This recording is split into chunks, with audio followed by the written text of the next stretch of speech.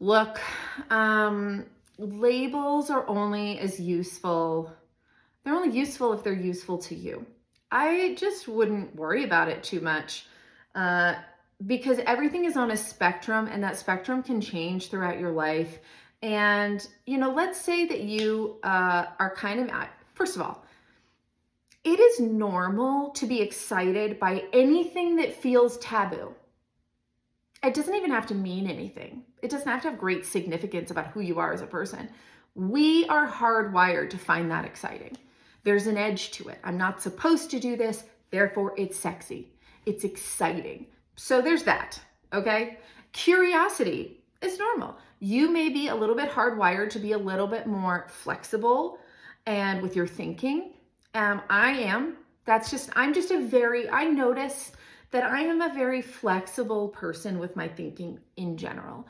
I used to really struggle with this thing where I found it difficult to ever really be angry at anyone because I can almost always find some way to understand why they did what they did, why they do what they do, why they are the way they are.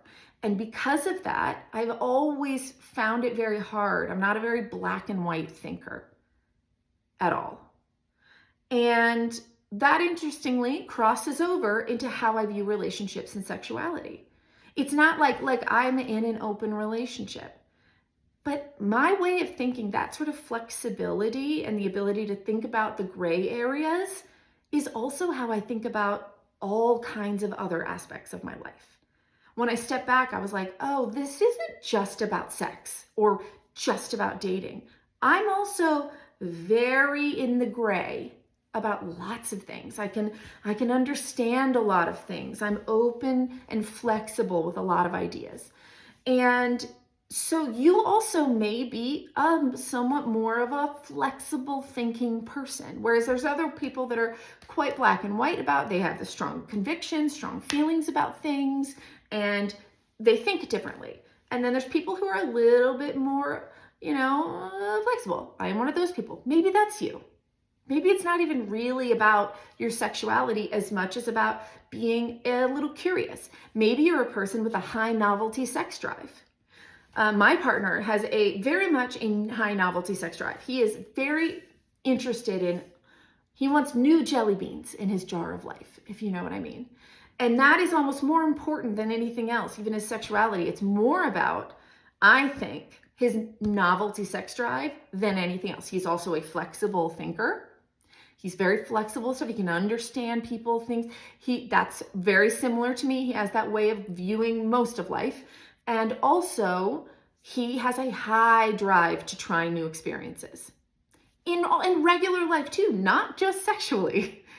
But yes, sexually. He's like, oh, I've never been with this kind of person. I've never tried that. That would be cool. He likes that. So of course, it makes sense that he's like, dick, that's interesting. I've not done that. And he kind of wanted to try it, and he has. So that also may be who you are as a person. And it's not so simple as saying, I'm gay, I'm bisexual, I'm this, I'm that, because there's so much more that goes into that, right?